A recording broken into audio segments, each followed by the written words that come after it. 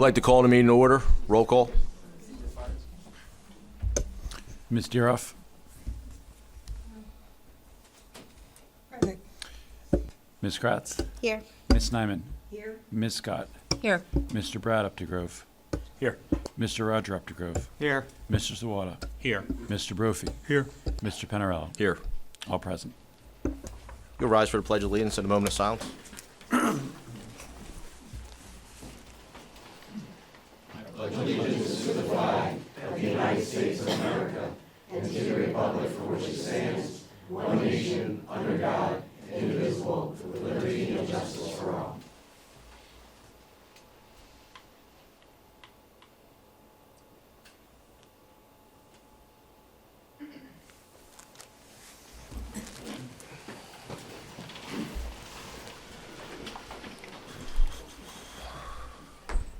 The Board of School Directors held an executive session on October 14th, 2025. The topic was legal and informational. Session lasted approximately 75 minutes.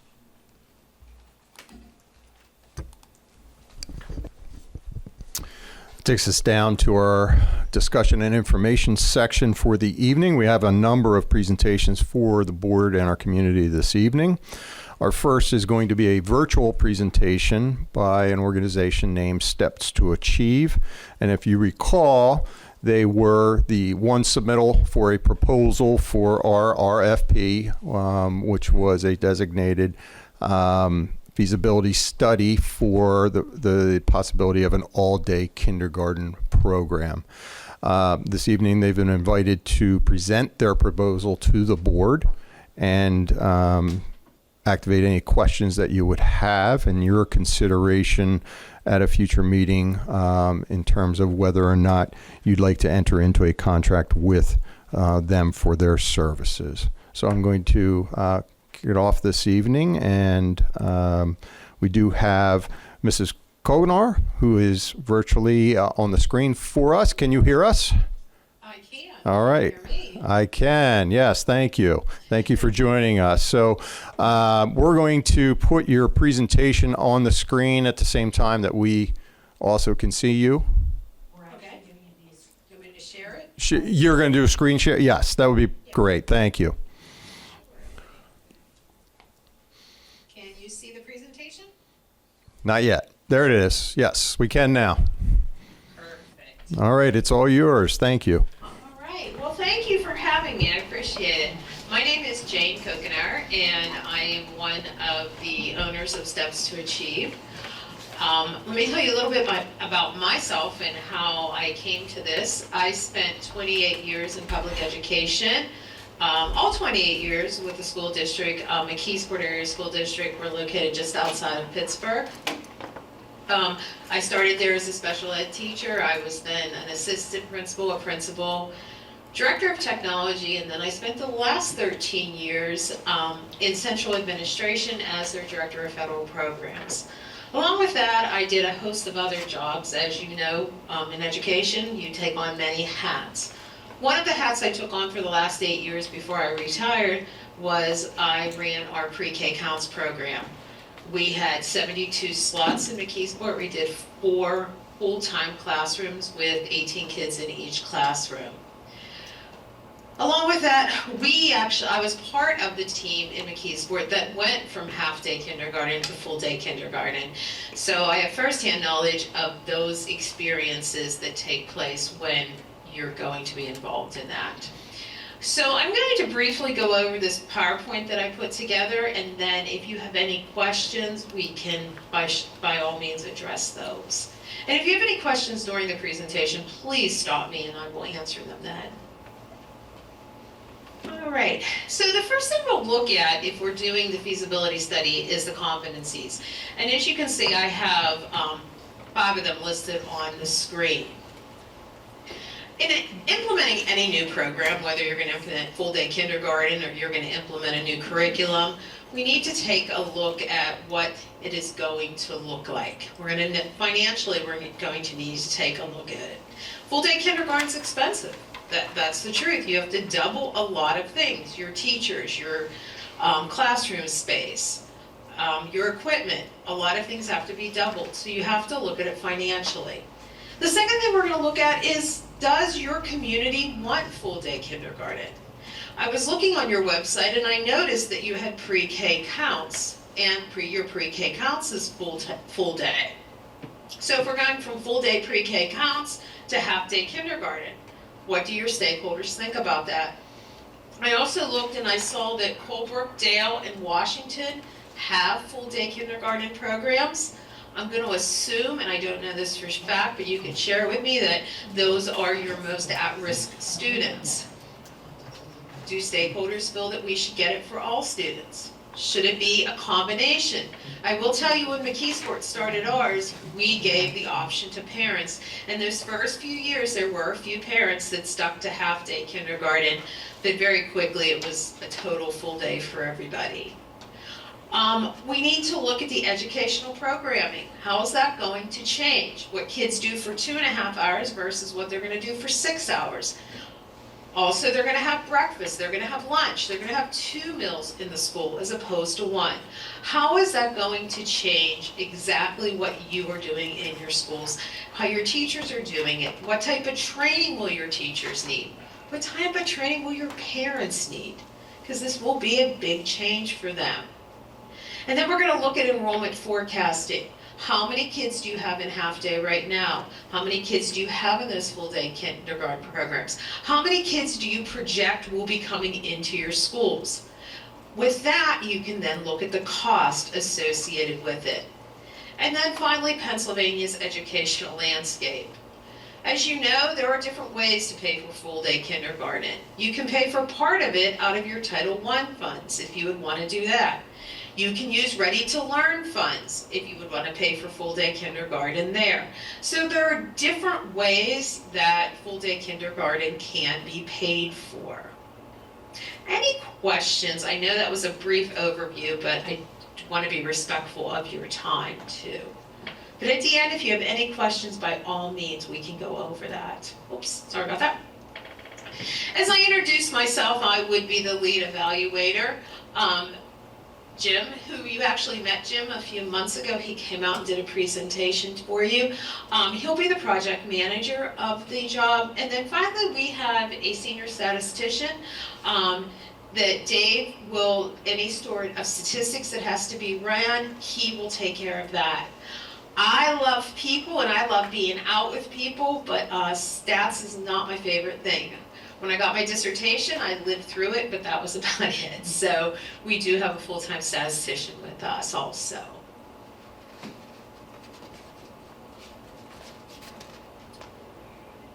So it's really important when you're deciding about full-day kindergarten, you want to look at the impact that it's going to have on your students. There is plethoras. I mean, if you research full-day kindergarten, you can get all of the positives, you can get all of the negatives, and you can get almost anything in between also. But it really comes down to what the current research is saying and what your stakeholders want. It stands to reason that if kids are in school for a more period of time, they will learn more. That kind of is the logic behind full-day kindergarten. However, there are downsides to full-day kindergarten also. Some kids are just too young and the day's too long for them. Some families really cherish that last year that they can do things with their child before they're in school full-time. There is, to be honest with you, mixed evidence about the academic impact of full-day kindergarten. If we're doing this feasibility study, we'll take a look at all of that for you so that you can make a decision based on fact, not opinion. I've kind of brought up some of the challenges that happen around full-day kindergarten. The biggest one, or the two biggest ones, is does your stakeholder want it? And secondly, cost. There is a significant cost associated with full-day kindergarten. If we're doing the feasibility study, we will look at your community. As I've mentioned, your stakeholders, what do they want? And then we'll also, in the end, as you can see on the screen, look at a cost-benefit analysis. to determine if you do go this is how much it's going to cost you. If you don't do this, and your students need full-day kindergarten, maybe financially it's not costing you, but academically it's costing you.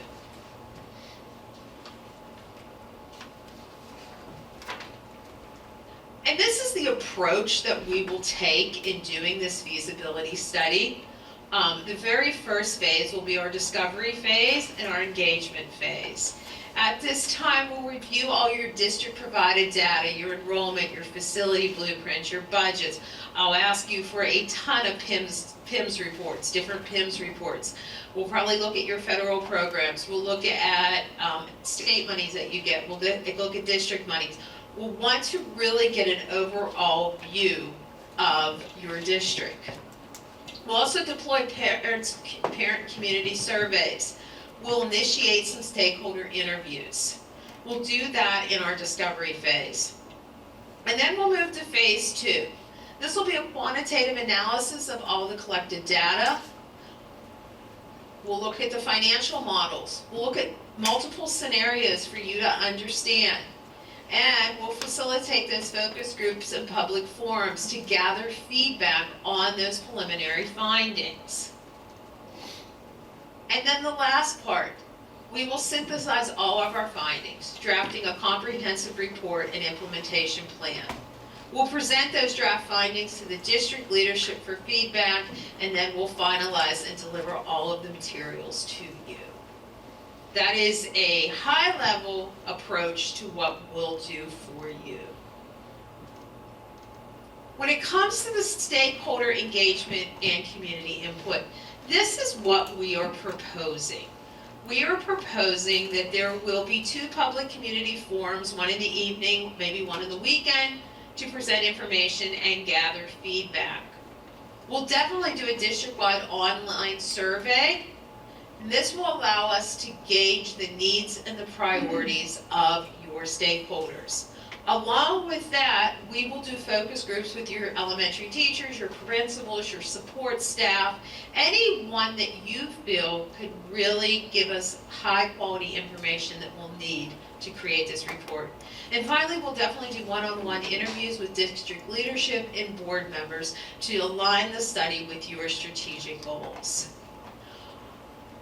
Our team will conduct on-site assessments of all elementary schools to determine readiness. This will be looking at classroom by classroom capacities, the evaluation of your ancillary space utilization. Remember, if you go to full-day kindergarten, you need to have additional cafeteria space, playground space, library, gymnasium. Your specials, you're going to need additional special teachers. If your art teacher is maxed out right now teaching and now you've got to double their kindergarten load, we need to look at those items. If your cafeteria, can your kitchen handle the additional children? Those are just the types of things that we'll take a look at. And then we'll deliver detailed models to provide a clear picture of the operational shifts. And this will look at staffing models, detailing the number of new teachers, aides, support personnel that may be required. We'll also look at transportation. That's a big part of this. Food service, special education, curriculum, scheduling, all of those types of things we'll take a look at. Then, of course, you're going to have your one-time transition cost, the purchasing of furniture, the purchasing of book series. If you're going to have a library in each of the classrooms, the purchasing of those books.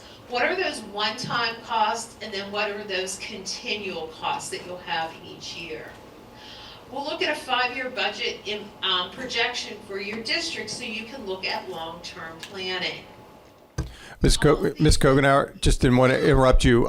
Your slides aren't continuing with you as you go through. I am so.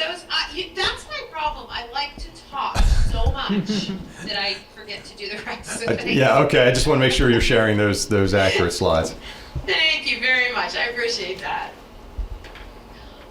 Here we go. We're on operational. Yeah. So talking about staffing, and we just talked about that, transportation, and then assessment of the food services, special education, anything like that. And I went over all of this, I'll not bore you again. So then the actionable roadmap that we'll come up with is, there'll be a phased implementation plan.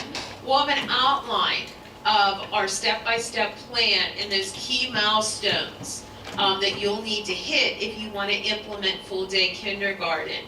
We'll definitely give you all of the stakeholder feedback so you know exactly what your stakeholders think. And finally, roadmap incorporates the best practices and monitoring strategies to track program success and align with your district goals.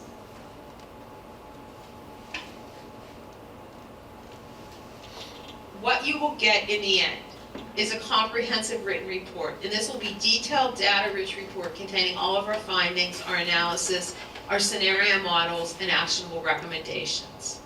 We'll do a formal presentation of the study's findings to the district administration and the board of school directors. And then all of the supporting data will be provided to you so that you have it for now and you'll have it in the future. And as you can see on our screen, we're proposing a $25,000 all-inclusive fee that will account for everything. And you have the presentation. This is just a breakdown of how I came up with the $25,000. And then last but not least, do you have any questions? And maybe I have answers for you.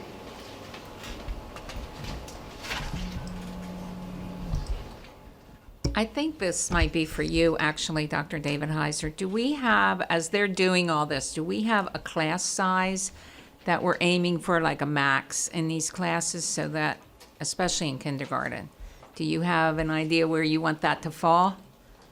Okay. We do, and we'll be sharing that with Okay. with them during that time. Not dissimilar to what our sizes are now, roughly in that, really trying to be in that 20 range. Yeah.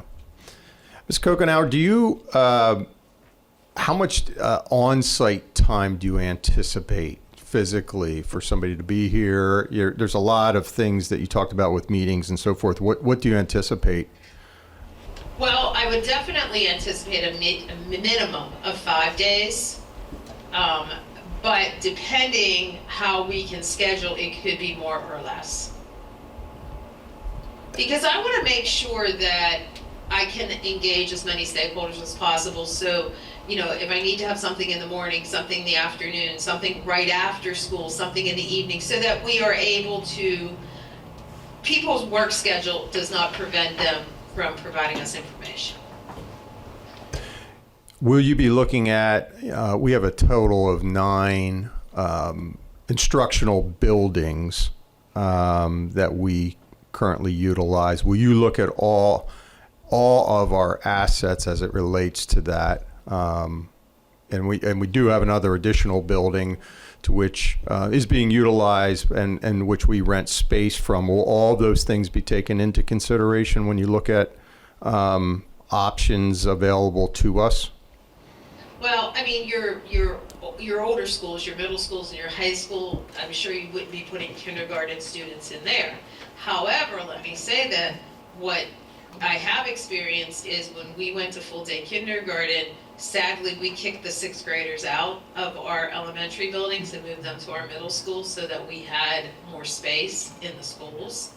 So I would say that it may come into play based on how many classroom spaces you have and how much you're going to need. I think one thing that the administration and maybe I can speak on behalf of the board, I don't know if they have these concerns as well, is that we'd like to see if there are multiple different options to accomplish the goals of bringing an all-day kindergarten program in.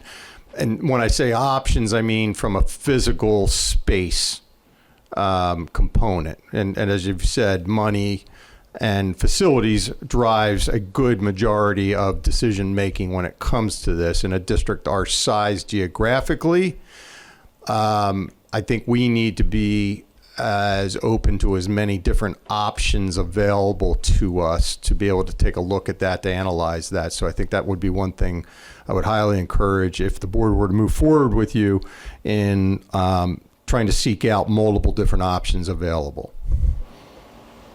Absolutely. Yeah, I noticed you're at 94 square miles. That's correct. Yeah, it's very large. Geographically, yes. Ms. Nyman? Well, thank you for the presentation that you did here. First of all, our sixth grade are already kicked out of our elementaries, so that's not even. I noticed you're looking at the stakeholder engagement, but you're only doing K through 5. What about our senior citizens and all those, everybody else, or parents that don't have students here? Are you taking any of their considerations in? We absolutely can. When I've done these studies in the past, what I've done is I've invited all community members, regardless if you have kids or not in the district. And it's actually quite funny. I always am surprised how many senior citizens come out. And I think sometimes they come out just because they want to know what's going on in the schools, and it's a way to find out. So I really encourage their involvement. And to be honest, they're paying taxes, so they have a vested interest in this. Okay, well, I was just concerned because there's nothing mentioned about them in this presentation. My mother would be very disappointed in that fact for me too.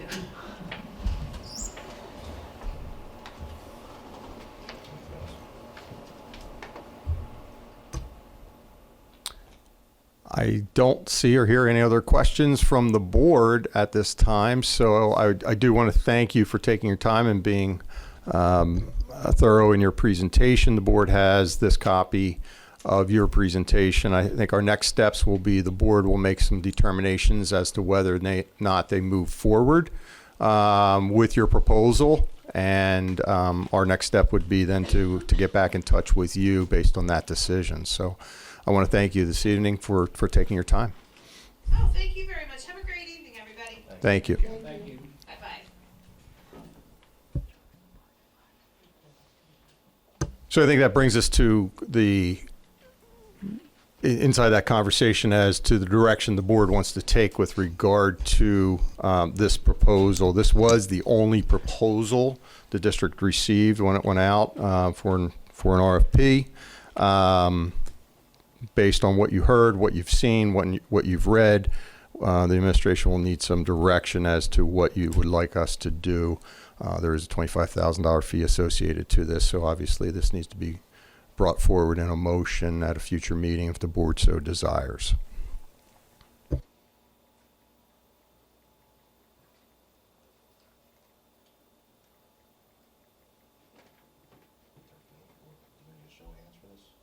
I think we really need some direction this evening, so we need to know. I would encourage the board either a yes or no in moving this forward for consideration for a vote. And at our next meeting, I will say this ties pretty uniquely the report for our full district demographic study. We should have the report by the end of this month. And they will be, the PA Economy League will be at our November, I think it's the 11th meeting, to present the report to the board. So it works well in terms of there's a lot of demographic data that this organization would need. We have that readily available, updated. You know, it could be uniquely tied together. So I would encourage the board to give us some direction if we want it on the agenda for this to be considered at the October 28th meeting. Well, let's have a show of hands then to have it for the next meeting to be voted on. All in favor? 3, 4, 5. Okay, we'll bring that forward for your consideration at our next legislative meeting. So that takes us down to item B. We did have our bid results for the turf project were received on last Thursday. We do have CHA here this evening, Mike Spadafora, and we also have Jamie Lynch, who will be on virtually to present those results to the board. and to enter into and answer any questions that you may have with regard to the bid results. And then similar to our conversation, some decisions will need to be made by the board whether those if there's any awarding of any contract would have to be considered at a legislative meeting. So, Mr. Spatafora, do you want to step to the podium? And I believe, Jamie, can you hear us? Jamie Lynch is on. I can hear you. Can you hear me? We can. Thank you. Thank you for joining us. And Terrific. Allison, are we going to have them drive the presentation? Is that necessary, or are we going to bring that presentation up for us to drive? How are we going to do this? I can bring it up.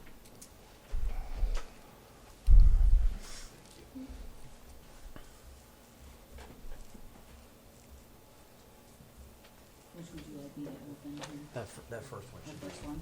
be the presentation. Yep, that's the one.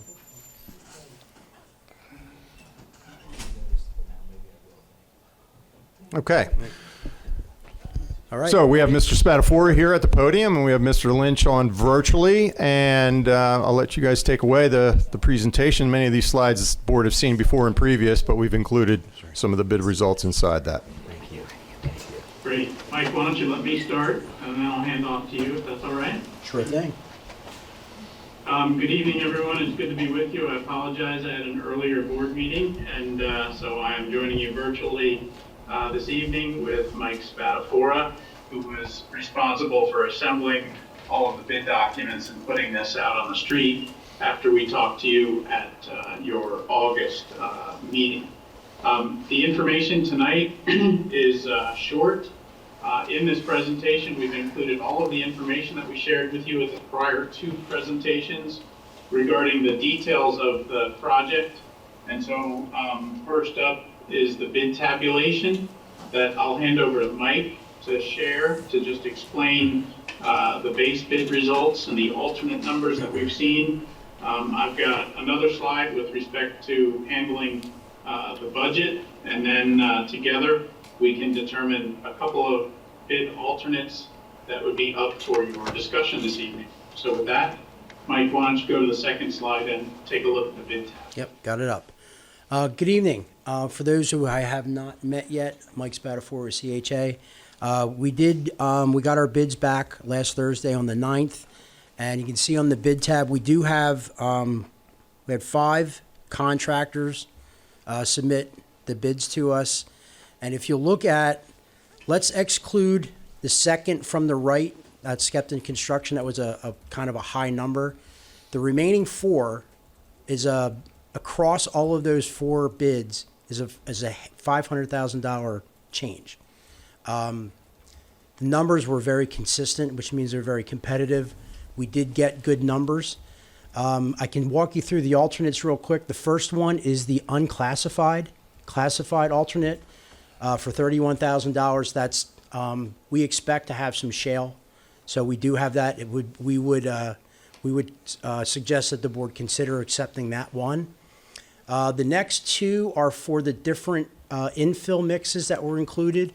One is the Brock fill, that's the organic, and the second one, 2B, is the coated crumb rubber infill mix. So that would be a decision that the board would need to make as to which one of the infills they would like to include in that project. The third one is to go from the standard 8-year to a 10-year warranty for $16,000. And that is your GMAX testing will be all 10 of those years. It's included as part of that. And then alternate 4 is the logo for the practice field. Right now, the base bid does not have a logo, just the turf itself. And then when we get to 5 is to deduct the practice field.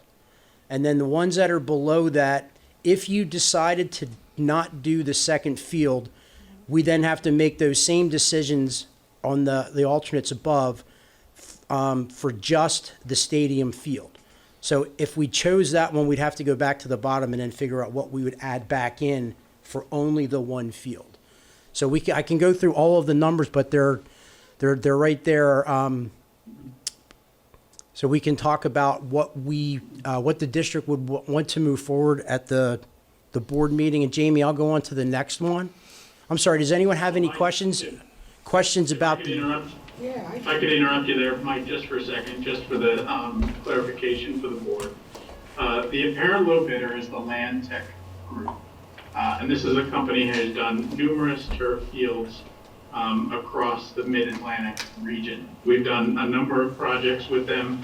This is a responsible contractor who's done excellent work in neighboring districts. So we have very good high confidence in the apparent low bidder. I would also suggest, based on our discussions in the past, as Mike said, that if both fields are being entertained, alternate 1 and 3 and 4 be accepted if you're willing. That provides the 10-year warranty. It eliminates any additional cost for rock excavation, and it provides the logo. The decision that's in front of us tonight amongst these alternates is also to determine, should you proceed, which infill for the field that we would go with. And then, so what I would do, just to frame this from a budget standpoint, is Mike, if you could go to the next slide that has the budget on it.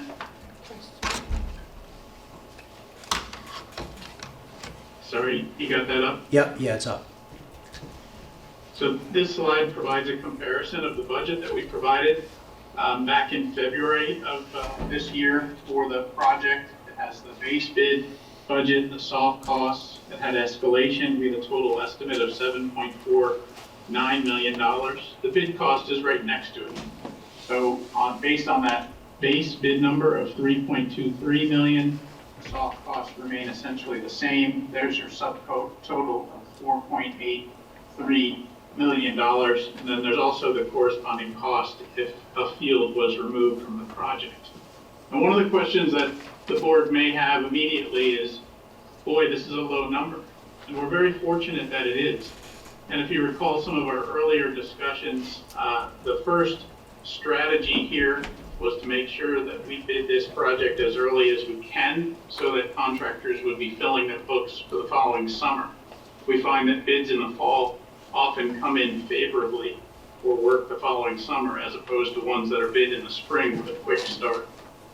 You also have a very attractive project, as we've discussed, whether it's 2 fields or 1 field, and the start of the first field being in March is something that's very attractive to the contractors. Something that we've really fell into in this situation with your project is that there are very few turf fields that are being bid this fall for some reason. There are many that have gone in the past years, and there are several re-turf projects, but this is the first and one of the only turf projects regionally that we've seen. And as a result, there was great interest, not only in the pre-bid, but resulting in the bid numbers. They're extremely low. This is a fantastic value. We have talked to Land Tech, who we just finished 2 other projects with. They've included everything that's in the bid documents. We've de-scoped them, and they're ready to move on your behalf if you so choose. So with that, the rest of the presentation that's here is the same presentation from last month and also from February that contains all of the information about the fields and the scope that's in it. And I'd be happy to answer any questions or go through any of those slides with you and also engage in a discussion of which infill you might like to consider.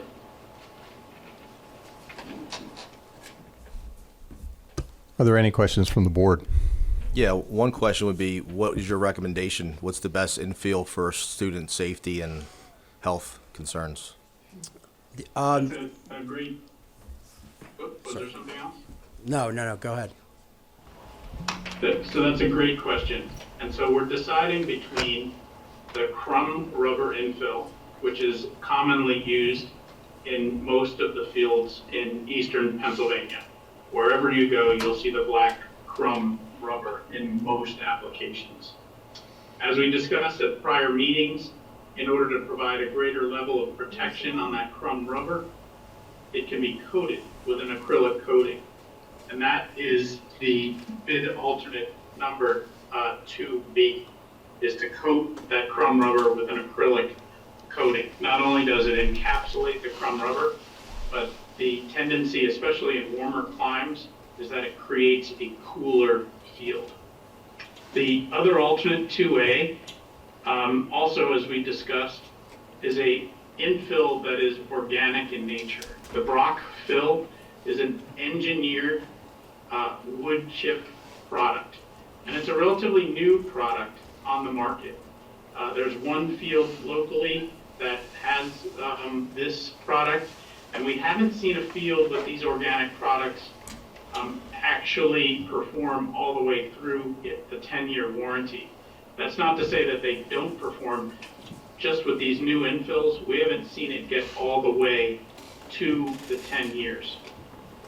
The wood chip or the organic, and there's a number of different ones, the one thing that we've heard across the board in the industry is that anything that's wood, or they also make them from coconut husk, when it rains, the infill tends to float, and when it snows or there's an ice storm, the infill tends to crystallize and provide a crusty underfoot surface.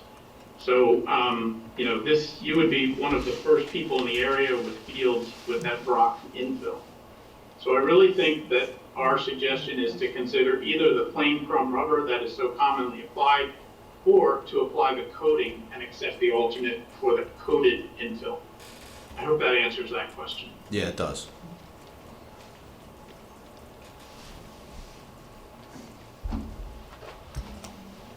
Other questions the board has? Which is field one? They say here if you deduct field one. It's the practice field, not the I know, but on my field, 5A, that's 5A. that's field one.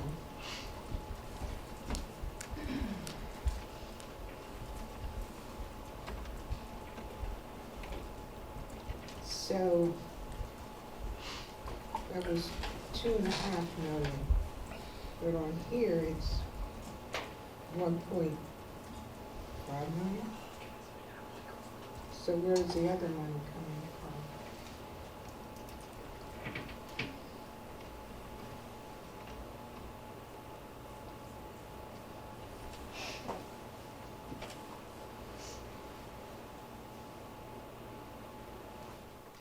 That final cost of 4.8, is that with all the alternates that you would recommend? No. Can you give me a number on that? Can you give me the number that it would be a final for the two fields for the Brockville? Or no, not the Brockville, I'm sorry, the one with the coated infill? The logo, the stuff you recommended. If I may, I did a quick ad for this using the 2B.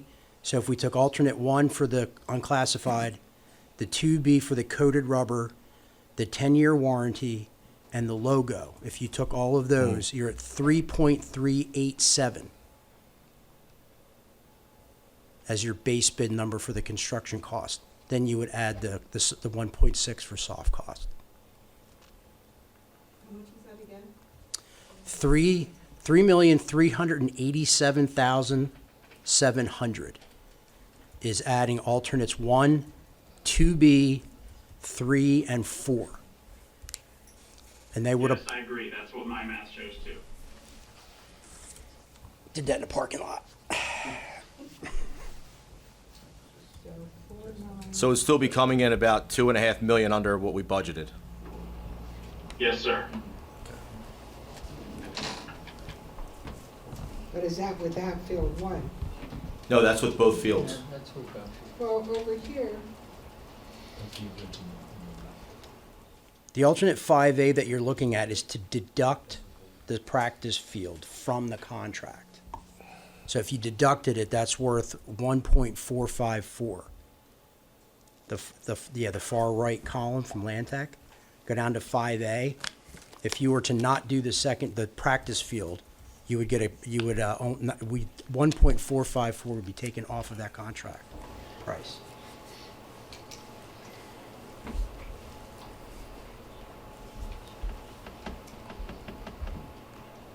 oh, I'm Maybe Mike or Jamie, you could ask this question. Have any of the soft costs total, the $1.6 million soft costs, have any of those been incurred already through this project, or is that clock of that 1.6 million start with the actual physical project itself? So the design costs are included in soft costs, so it has started. Okay. We've also had permit fees and engineering fees associated with the land development process. So yes, that clock has started. Yes. Okay. So I think we're in that 300,000 to 400,000 already. That close to what I think close to 300,000. I think what has been incurred thus far of that 1.6. Okay. Thank you. And if I'm reading this right, this will be playable by September. Correct. That's the Yes. substantial completion date is September, yes.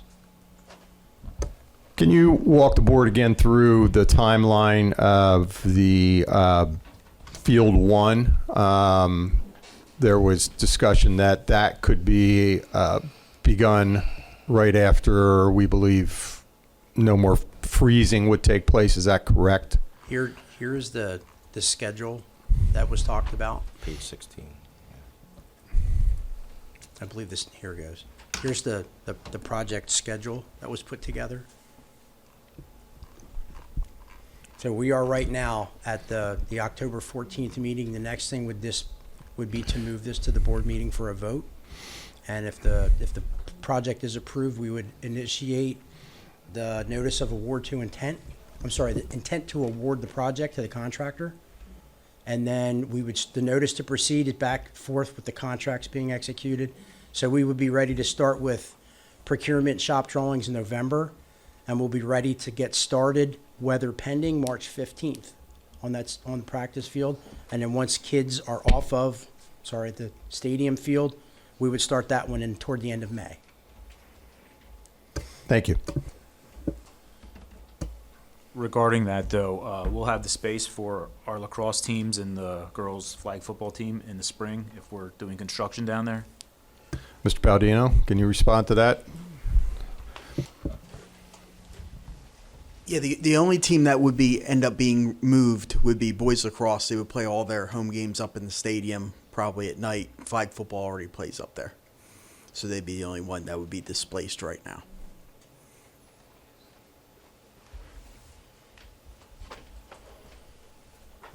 Ms. Nyman? What about that stadium retaining wall?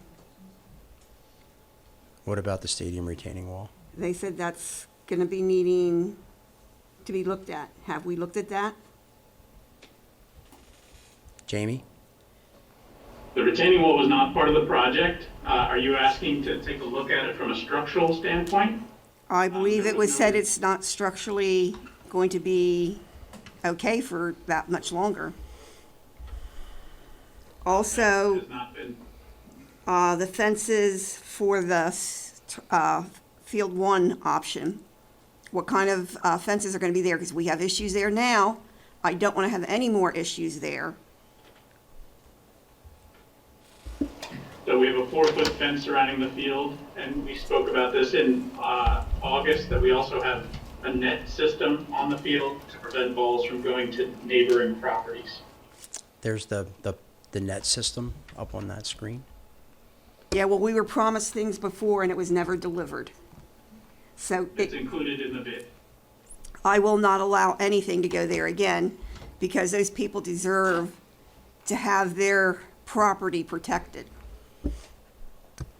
So the retaining wall, Mrs. Nyman, you'll need to bring us up to date on that because that's the first I'm hearing about anything that you want evaluated with a retaining wall.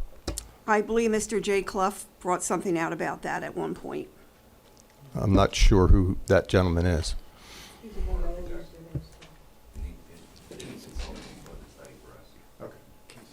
Well, we're going to have to go back and look at that. I've not been privy to that, so we'll have to look at that. That's separate from this project itself, so we'll have to. I'll follow up with Mr. Bramble to look at that. I think he was at Coverdale meeting where he gave something on that, Okay. on the turf. So just to kind of summarize this for the board, and again, similar to what conversation we just had with relation to the all-day kindergarten feasibility study, the board will need to give some direction whether you want to bring forward an award, recommendation for an award of a contract. You have a low bid that is required. It, based on the evaluation, meets the requirements set forth in all of the bid documents. One of the few things that need to be considered are some of the alternates that the CHA has recommended, and which the administration again does second as well. That would be alternate one, based on the amount of shale that's expected in there, for that alternate one to be part of the award recommendation to award. We'll skip the infill for a minute. The 10-year turf manufacturer warranty, again, is being recommended. That's alternate 3. The logo at the center of the practice field 1. And Jamie, what am I missing? Just the infill? Just the infill. Yes. So, Which it looks like would be alternate 2B.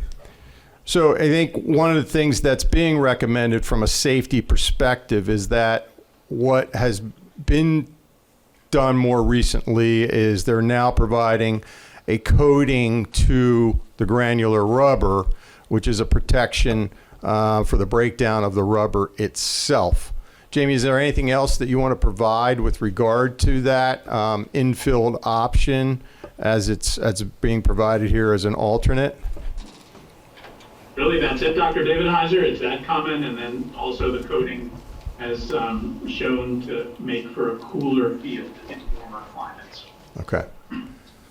So absent of that, the base is the rubber as is without it. So, we have talked with CHA about this, and we are in agreement with them of recommending, if the board moves forward with awarding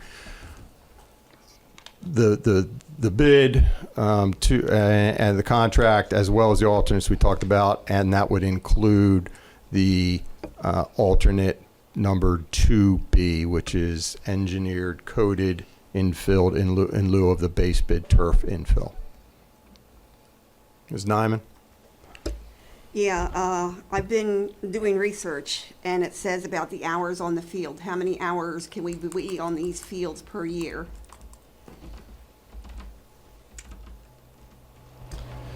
The question is, how many hours could you be on the field per year? Yes. The wonderful thing about turf is that it's rather unlimited as far as the number of hours, especially compared to a natural turf field. That's not what I was reading. First and foremost, with respect to precipitation, the field drains at upwards of 22 inches per hour. So even in inclement weather, you can be on the field. And the amount of time spent on a field is really proportional to the amount of effort put forth to grooming the field. And the grooming equipment is provided with the field and is part of the warranty practice of doing GMAX testing at the end of every year. So we have some districts who are on the field every day, several times a day, morning, noon, and night. We have other districts who are on the field really for practices only at the end of the day, so it varies greatly. I've not heard any kind of limitation on the number of hours that you could actually be on the field. And of course, it depends if it's performance or play or practice. Okay, then I guess my next question to you, Dr. David Heiser, is we've never had any discussion on how we're going to fund the turf fields. So I think that's a big topic. So it's been noted multiple times, this is all out of capital reserve, and that's been noted on many occasions with the board. Show me the money. The money is in the current capital that you receive every week in your weekly update as it relates to what's in the capital reserve.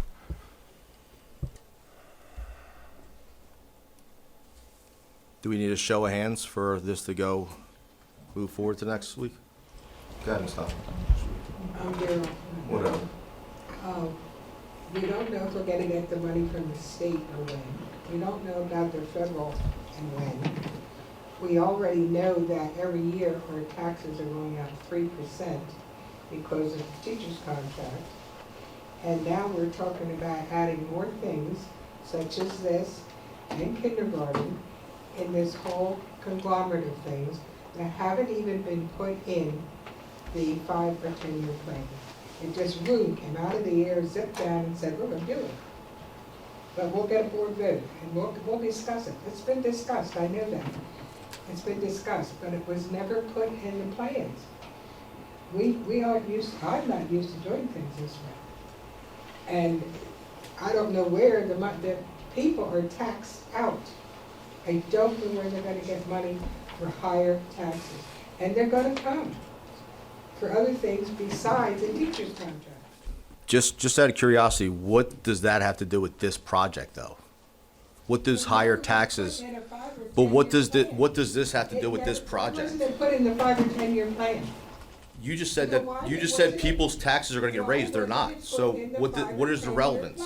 So you don't have a real response. You don't have a response. No, you at all. don't. The money's there. It's just what The you money's want. been there for over 3 It's years. just what you want. No, it's what everybody wants. That's why we're here. Use that money for other things. No, you can't. You can only use it for capital projects. It can't be removed from that. I'll get you a legal description, a legal opinion on that, I don't need one. because I already have one. So do I. It's right there. Okay. So you're saying the money taken out of the capital fund does never have to be replaced? I'm saying the money that's in the capital fund has been there for over 3 years. And So that has nothing So to my do, question- and that has nothing to do with raising taxes, My- that my this question project has is- nothing to do with tax The raising. question is, does the money coming out of the capital fund have to be replaced? That's my question. Legally, no. There you go. Okay, so when we have buildings go down, what are we gonna do? Well, obviously, you would start budgeting for it. But your own person just said that it's 3% raises to cover the teachers' salaries, correct? And we haven't We're gone above deficit- that, yet we're still able to do all spending this this stuff. year. You pulled money out of the general fund this year, so we're. Well, that's and- not true. That's not true, because it hasn't happened yet. I mean, we'll see at the end of the year, right? You gotta wait till the end of the year. We gotta see what we get from the state. You better go back to school, boy. I'm pretty sure I have more education than you. I have- We're gonna move forward now. Show of hands to move this forward to the next meeting. There's a question over there. Another question as to what? Yeah. Because we're not gonna just beat around the bush. I'm not gonna field questions for people who aren't gonna vote for it anyway. I want to know what we're going to do about the buildings, this building in particular. Did anybody look at the outside of this building and how So we're talking disgusting about it turf looks? fields, and you wanna talk about what we're gonna do with this building? That's not relevant. Where are you going to get the money from to redo buildings? All right, show of hands. Who wants to move forward with this project? And you people are just as. That's ignorant as 6. he is. You're just all as ignorant as Tony is. Gotta control yourself. We're in a meeting. Don't make me start hammering the gavel. Nothing to do with my own way. You didn't put me in office, and you're not going to. But I'm not taking you out. I'm telling you, you're not talking anymore. I am doing that. Has never even said if they're for this or not. Do I need to call recess because you can't control yourself? Do I need to call recess for you to control yourself? Control myself. Next up is dated drives. Settle calling somebody else. Call it, go ahead.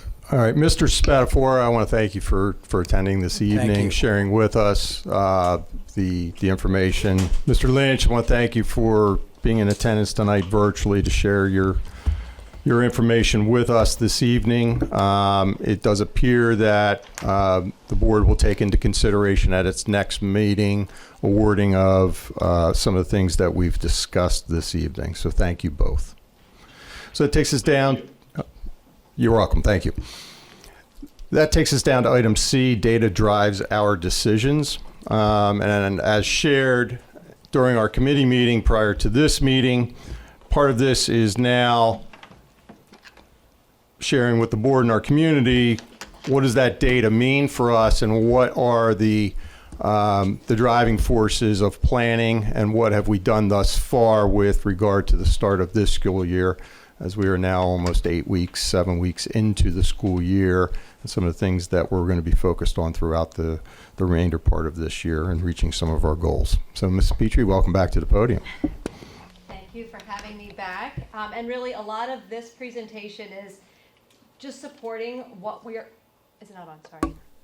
Thank you. A lot of this part of the presentation is supporting my earlier presentation on what are our next steps now that we have an idea of where some of our data is. So you'll notice again that the vision statement and the mission statement and the portrait of the graduate are the forefront of this conversation, because that's ultimately our goal of how we are helping students reach those pieces. I want to highlight that in our work this past spring, when we developed our strategic plan, there was in both our curriculum instruction and professional development plan, as well as our student services plan, we articulated the implementation of MTSS system, which is a multi-tiered system of support. And that is looking at the whole child. So we're not just supporting just the academic piece, because we know there are so many factors of what contributes to whether a child is going to be able to come to school, be ready to learn, and to focus. So this is a 5-year plan, and this is our first year in that plan. So our focus this year is really to hone in on the Tier 1 supports and using data to inform our decisions and think about how that's impacting our students, and also identifying where our needs may be, whether it's curricularly, whether it's behaviorally, or whether it's interventions. What is it that we truly need to help our students continue to progress and be successful in their time with us? So when you think about our academic Tier 1, that is the instruction that's happening in every single classroom. So Tier 1 is the opportunity that every child has when they walk into school, they go into their classroom. In a MTSS system, 80% of our students should be successful in their academic and behavioral, social, emotional experiences in that Tier 1 instruction, whether it's behavior instruction, whether it's academic instruction. So when we focus on academic this year during our professional learning and conversations with our professional staff, we're really honing in on teacher clarity.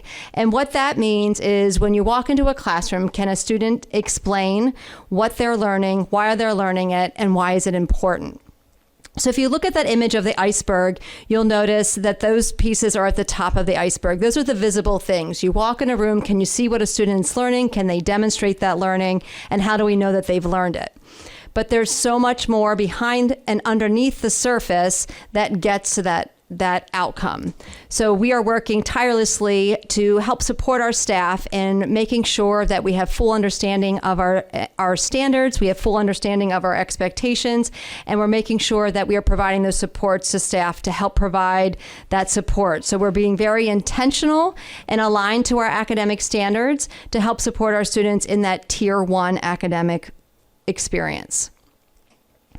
When we think about behavior, so behavior again has a Tier 1 expectation. So Tier 1 behavior expectations are clearly and consistently communicating what those expectations are in the building and making sure that they're using age-appropriate language so that students can be successful to know what should I be doing in the hallway, in the cafeteria, at lunch, in my classroom, at recess for our younger students, on the bus, but clearly articulating those behavior expectations. Every single one of our buildings has expectations for their building that if you walked into one of our schools, you would see them displayed throughout the building and classrooms. And over the past few months, our buildings are really working hard on making sure students know what those expectations are and talking about where will they be successful in those different environments within the school setting. So all 9 of our buildings have expectations that are clearly articulated to students and are available for them to make sure that they're reinforcing those expectations. And if a child makes a poor choice, it comes back to the importance of those expectations to making sure that everyone can come to school and have a safe learning environment. Our social emotional Tier 1 focus falls into those 3 areas that we discussed earlier tonight, looking at our elementary school counselor lessons, our middle school REACH program, and also thinking about our executive functioning skills. These are set instructional plans for our students to help them develop those skills, and also tying in a lot of that career awareness and future planning to make sure we're helping our students reach that portrait of a graduate. So now we're going to take a look at some data. So we talked a lot about the outcome data, what those results are, but I wanted to share with you in the academic realm, how often does that data occur? So this is an example of our data assessment calendar. So these are those formative assessments that we are giving throughout the year. So you'll notice if you look at the chart closely, there is those DIBELS, which is our screener data that's given 3 times a year. You'll notice there is IXL data that is gathered throughout the year and gives that diagnostic piece to help teachers deliver their instruction. And then we're also going to be administering something called a Firefly assessment, which is aligned to the state standards and gives teachers an indicator on students' future success in those areas. So this is the elementary example. And you'll notice the middle school example has those outlines as well as far as when those assessments are given. And you can see that we're keeping a very close watch on student performance all year long so that that can drive our response to students, the interventions provided, and make sure that our students are continuing to grow and show that growth data as we think about that future projection the following school year. And this is an example of our senior high testing schedule. And theirs looks a little bit different because when you think about that summative assessment, the keystones are only in those specific courses that we listed, but they do have the PSAT exams given. They have end of course assessments and midterms that are given throughout the year. So that outlines that for our senior high teachers for their planning purposes. So in all of our buildings, we do have data meetings. And what that means is groups of teachers, sometimes with administrators, some with counselors, meet to discuss that data, review it, and determine what are the potential needs for those students. So they're looking at a global perspective. If we might notice a student is struggling academically, we might take a look at their attendance and see, is there a connection between their time in school and their academic progress? So this is an example of what those data meetings and structures currently look like within our settings, but they are happening at all 3 levels in a little bit different environment because our settings look different and the coursework looks different as students progress through those years.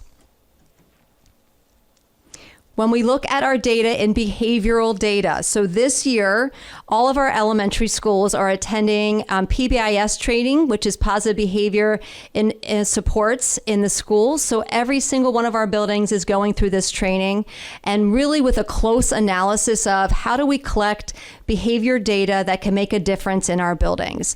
So in the elementary setting, thinking about the recess environment, the bus environment, the cafeteria environment, it looks a little bit different than the middle school and high school level. The types of discipline that is potentially given at the elementary school looks different because of the developmental appropriateness.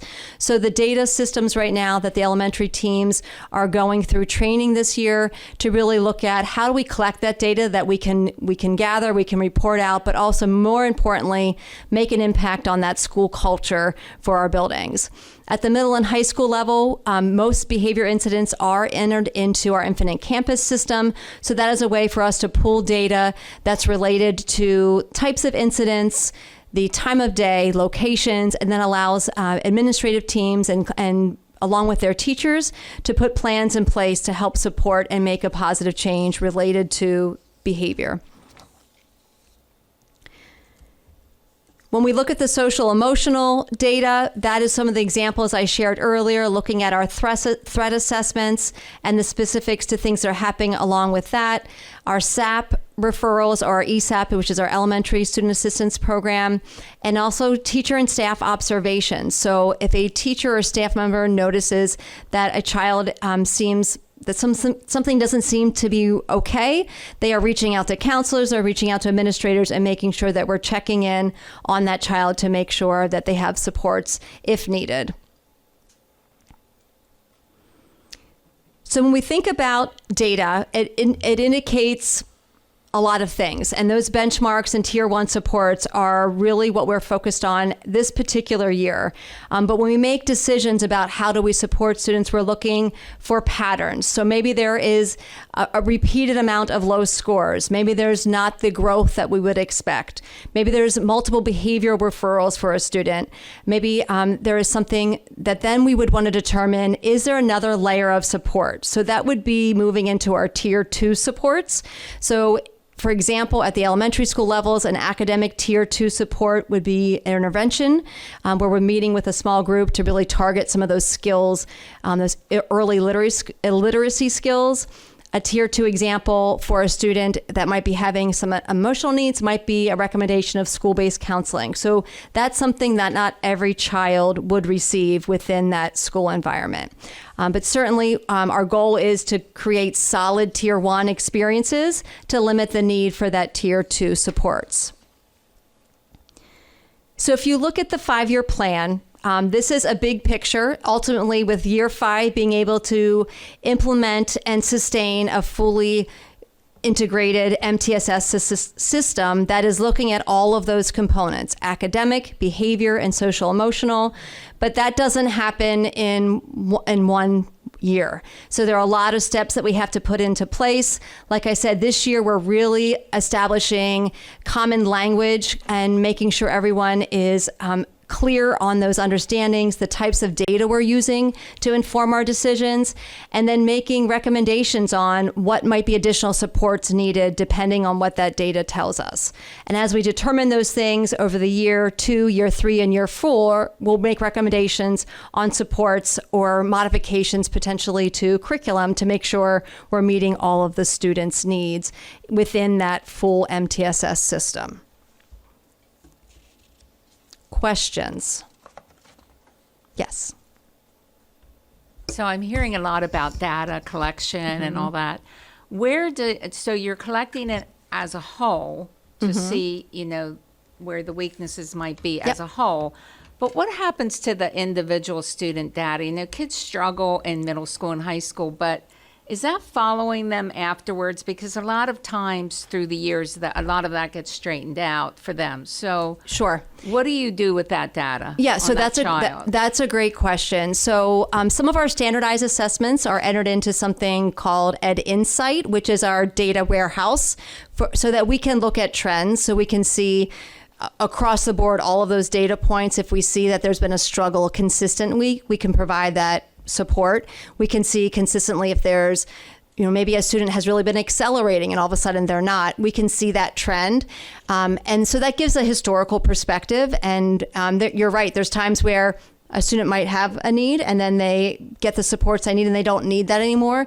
It's just a piece of information, but it's not like it's not something that hurts them, but it allows us to see that historical picture of the student. So we're not starting over when they move, for example, from elementary to middle school. The middle school would have some of that historical data so they know what type of supports have been provided to that child.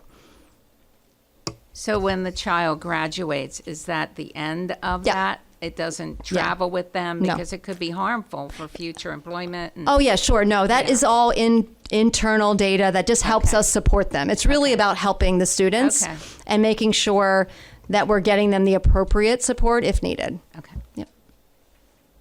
So are we getting every student, a referral on every student? Is the teacher required to give a report on every student? And is that being enforced by the administration? Or you just what kind of to gather the information to give you the data? Okay, so great question. So our systems that we're using, so for example, the IXL program that we have in our elementary and middle schools it's a computerized program and it diagnoses students so it can pinpoint where their levels are.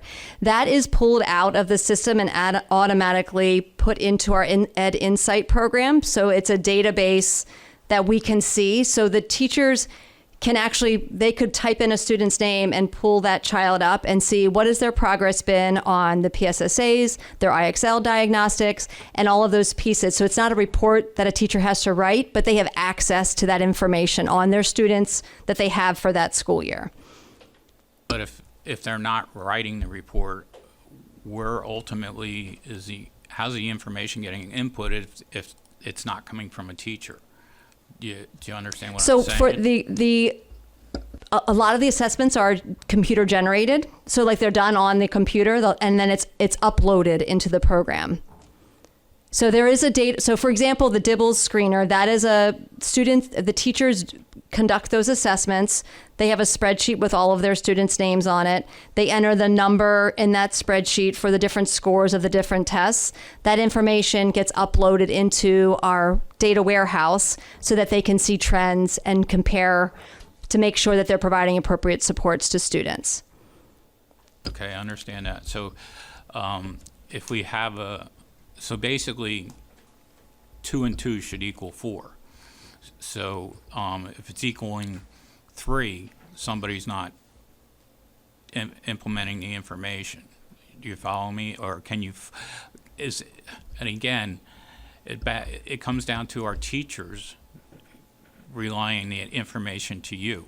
Right. So I'm going to go back to, just for example, if I go to the assessment calendars, so all of this, the teachers have this information. So during those highlighted, circled areas, that is a time frame where that assessment needs to be administered, because then it can be pulled into our data warehouse. So everyone is taking that assessment during that window, so it helps us keep a finger on the pulse. The other piece to add to that, when I think that was before this, when I talked about the meetings, no, maybe that was after. Anyway, when I talk about our intervention meetings, that data is all collected and they're able to look at it as a team together. So they can pool and say, all right, we have a group across grade 5 that needs support in this skill. They can pull from multiple classrooms, and our intervention teams can help provide that to various students. So the teams sit down together and have conversations about what do we need to do to help support our students. So all teachers are conducting the assessment. Most of the assessments are pulled out electronically. Thank you. Mm-hmm. So when you're talking about the social emotional part of that is behavioral issues, threat assessments, what you have written here, safe to say reports. That is our current data that we have. Okay, so that's where you pulled that from. Yep. There are different types of screeners that we are not, at this time, we're not conducting a behavioral or emotional screener.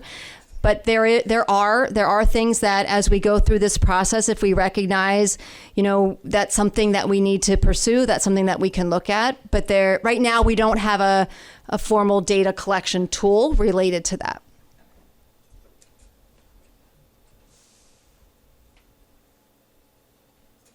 Any other questions? It's a lot. I know it's really looking at the big picture, because we know there are so many factors that impact the success for our students. Any further questions for Mrs. Petrie? Okay. Again, I want to thank you for pulling together both the data and the practice, which is very important to understand. So thank you. Takes us down to item D, Leadership Support Employee Plan. We did share with the board in a legal executive session elements to that. I didn't know if the board had any questions or any thoughts with regard to that. And we will look forward to move that to our next legislative meeting. Takes us down to item E, budget transfers. Mr. Lentz,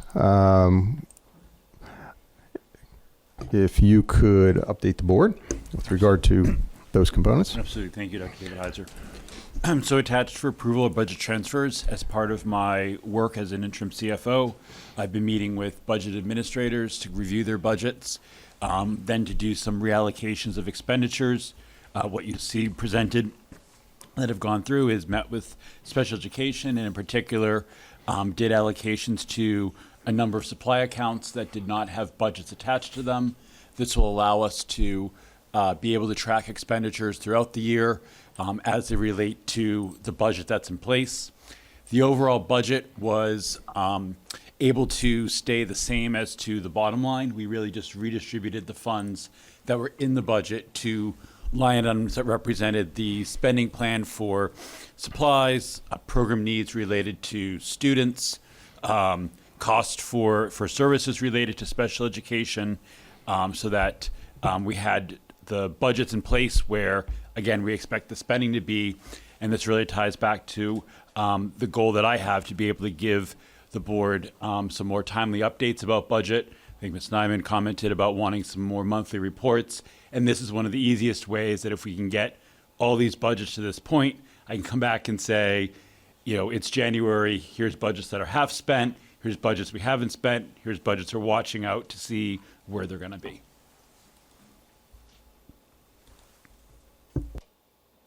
And you can expect to see more of these budget transfers at our next meeting as well as Mr. Lynch breaks into some other departments.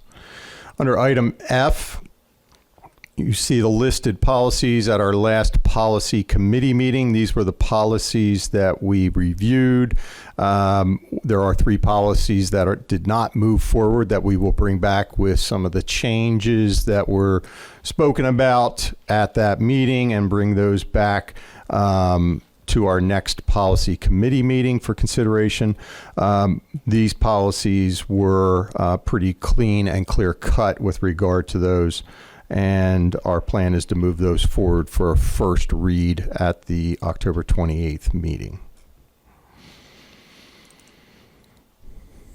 There is an overnight trip for your consideration. This is the PASC State Convention. This is our BASH Student Council for their annual trip. This is out in Unionary Middle High School in Newcastle.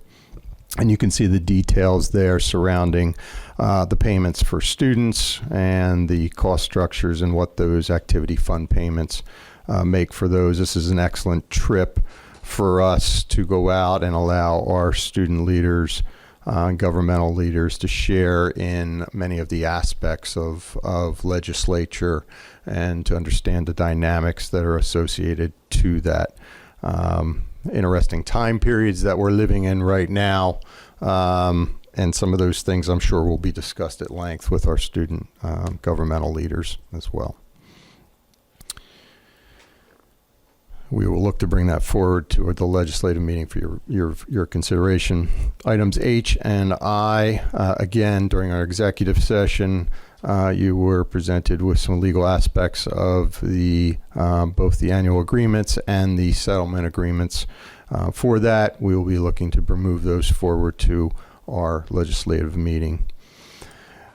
There is a 26-27 CAFCO participation agreement. This is actually a collaborative agreement, and it's an effort for 26-27 to purchase and procure food items in a more collaborative, which tends to be a less expensive manner and I believe this is through Lancaster Lebanon Intermediate Unit facilitating this. So this is an agreement allowing such aspects of that to take place, which we would highly recommend the board agreeing to and allowing us to purchase collaboratively some of those food items.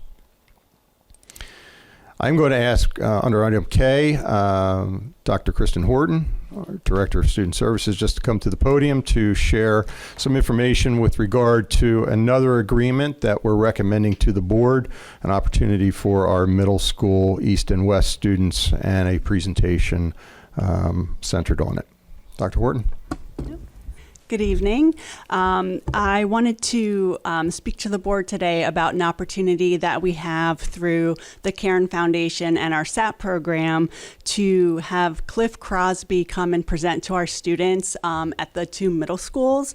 Last summer, myself and a group of counselors and SAP team members were at a program at the BCIU that was kicking off the year for student assistance programming and different opportunities and different ways we could support students. And Cliff Crosby was a speaker at this event.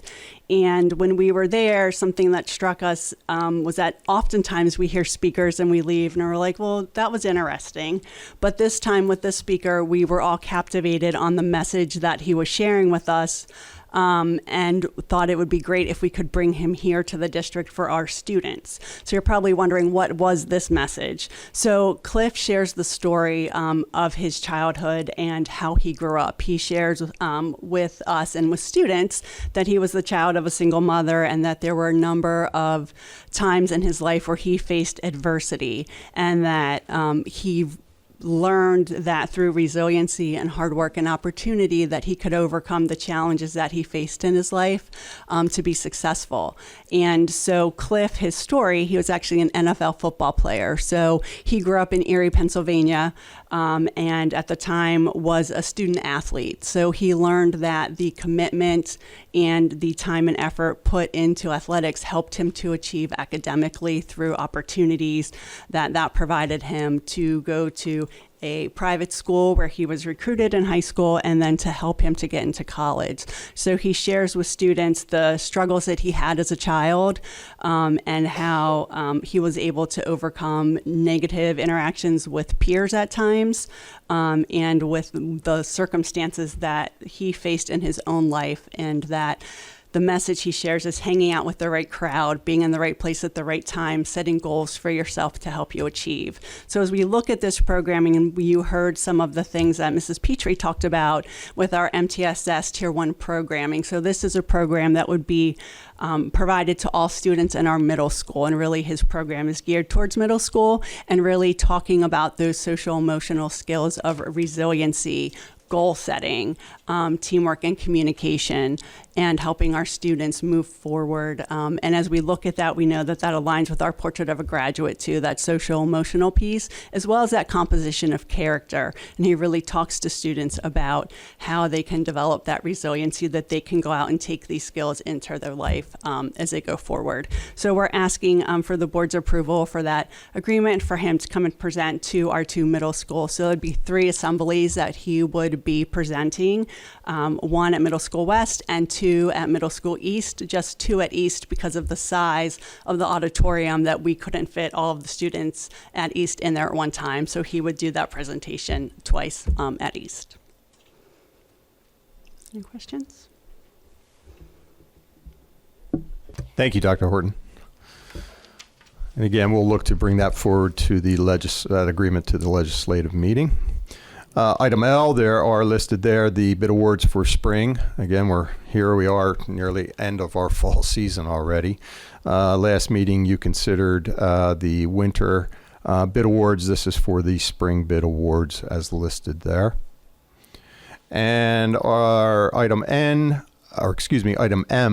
there are 3 donations provided there. You'll see those listed there, one by the Foundation of Boyertown and valued at just over $1,600. Academic Year in America, a $1,000 donation to BASH and the ELL student program. And Senator Pennychuck had been previously at BASH and had donated and delivered 50 daily planners for our executive functioning class. And you heard a little bit about that in one of the slides earlier tonight as it relates to some of those opportunities that we're providing and being provided at the high school. And thank you to Senator Pennychuck for that. So those will, again, move forward to the legislative meeting for your consideration.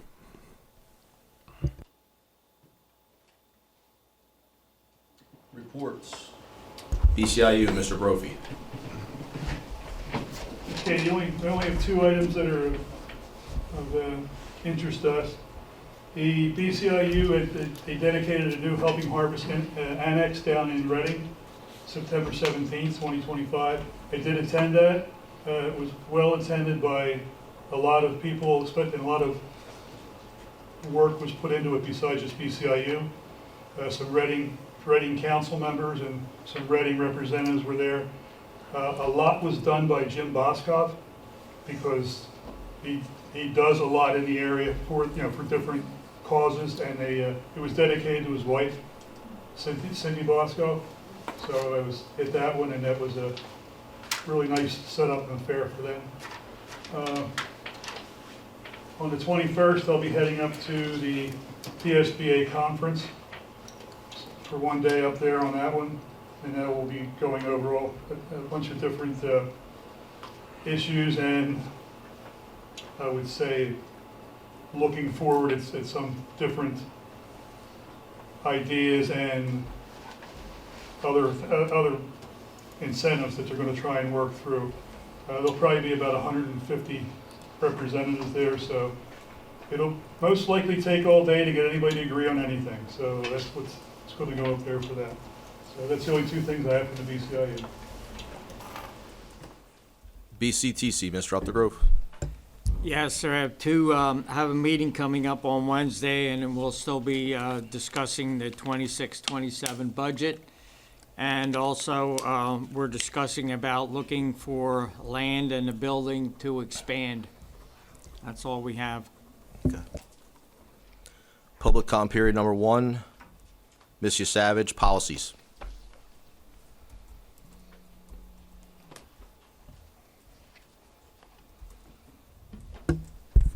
Good evening. I wanted to commend Dr. David Heiser for leading the board through a systematic review of your policies, which was last done by the policy committee around 2016, led by Rob Caso and myself over a 2-year period as we transitioned to the Board Docs platform.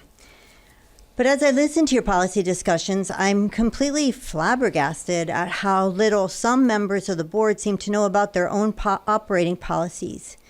In particular, Policy 005 about board organization says, quote, committees operate as board work sessions and are organized in committee of the whole format. Committee meetings are open to all board members. Each board committee shall be convened by a chairperson who shall report for the committee and prepare minutes of open committee meetings and be appointed by the president. And then it lists the 4 committees that you have created. So it's easy to see what has happened with committees over time. It's on your website. From 2009 through 2021, all 4 of those committees listed above met regularly throughout the year on an as-needed basis and were comprised of the entire board. During my tenure on the board, the role of the committee chair was to consult with their administrative liaison and listen to the board members in order to set the committee dates and agendas. But following the 2022 appointments of Mr. Panarello as board president and Mr. Zawada as vice president, over the next 3 years, only 1 official committee meeting was held. This lack of activity is particularly concerning given Mr. Zawada's repeated public references to discussions that allegedly occurred in these non-existing committee meetings, and despite Mr. Panarello's 2023 public clarification with the solicitor that committees must, by definition, include the entire board. Despite these clarifications to the contrary, I believe that Mr. Zawada and Mr. Panarello still confuse being a committee chair with being the committee. So to clarify your policy, committees are public, minutes are recorded, and they include all board members. So as the board considers revisions to Policy 005, I urge you to retain the committee of the whole approach instead of reverting to 3-person committees as you've discussed. The board moved away from the smaller committees in 2009, specifically because they led to significant internal conflict, which is an issue this board is trying to improve upon. Furthermore, I ask that the board commit to consistently abiding by its established policies. So does this committee of the whole structure require more time and more work from the board? It undeniably does. Yet the commitment to this robust process is precisely what our community expects from you. And if the current That's your time, ma'am. Are the policy considered That's your time. great, then That's your down, time. and the election is November 4th. Yeah, that's your time. Thank you. You're welcome.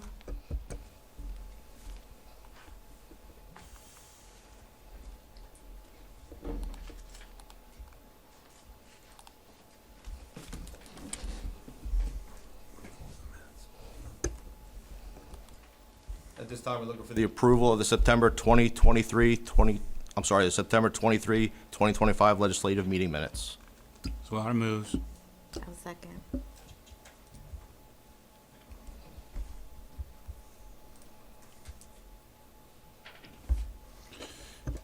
Ms. Deroff, No. Ms. Kratz, Yes. Ms. Nyman, No. Ms. Scott, Yes. Mr. Brad Updegrove, Yes. Mr. Roger Updegrove, Yes. Mr. Zawada, Yes. Mr. Brophy, Yes. Mr. Penarello. Yes. Ayes have it.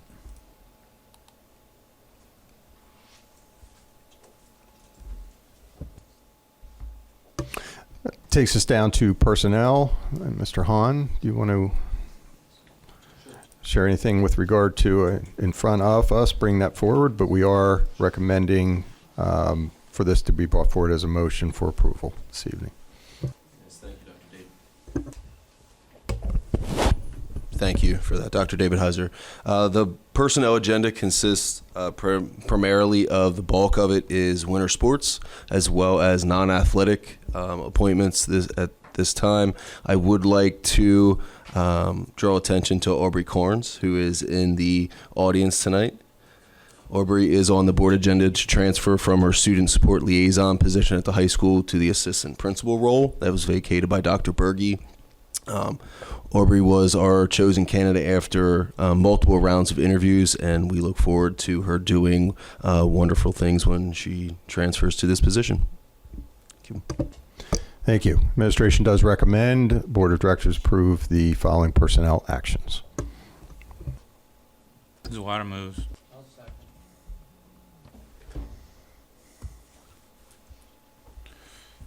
Ms. Deeroff, Yes. Ms. Kratz, Yes. Ms. Nyman, Yes. Ms. Scott, Yes. Mr. Brad Updegrove, Yes. Mr. Roger Updegrove, Yes. Mrs. Zawada, Yes. Mr. Brophy, Yes. Mr. Penarello. Yes. Ayes have it. Congratulations, Mrs. Corns, and welcome to the administration team. Takes us to item 9, old business. There is nothing noted at this time with regard to that. Takes us to our second public comment. Mr. Penarello. Public comment period number 2, Donnie Savage District Performance. I'll keep it short. I just wanted to make our school community aware of the Boyertown School Board Candidates Forum being held by St. John's Lutheran Church in Boyertown this Thursday. We're not doing 7 anything o'clock. political. It's not political. It is it's political. To get people to inform. Yeah, we're about not doing who's that. Running for the school board, including you. I know. Thank And you. that brings us to board comment period. Mr. Updegrove? Yes, I have one question. Are our bus drivers drug tested after they're in an accident? I don't have the information for that. I can get you that, but I don't have that with me today. So Right there. Based upon the requirements of federal law, we would, the Quigley bus service, who is responsible for our transportation, would be required to do that. But we do not administer that as a school district. That's a requirement for our subcontracted transportation provider. So it is a federal law. Yes. And also based upon reasonable suspicion drug testing also. Ms. Diamond? No comment at this time. Ms. Gratz? Mary Ann? I just want to welcome you, Mrs. Corns. I heard a lot about you from the students. You have a very good rapport with them, and so welcome to the team. Ms. Deeroff? No, you said it all. Mr. Brophy? Nothing. Mr. Zawada? Just want to clarify on what Ms. Savage said earlier. We are operating as a committee of the whole and having our policy and committee meetings prior to that for a whole extra hour of work. So we're actually doing more than the normal committee of the whole was doing, so you're wrong. No, Yeah, we fixed it. not yet, not for 4 years. No.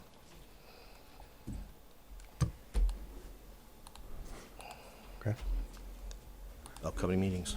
Okay, that takes us down to item 12, announcements, upcoming meeting dates. We have our Facilities Committee meeting. That will be starting at 6 p.m. here in the Ed Center on October 28th, followed by our legislative meeting at 7 p.m.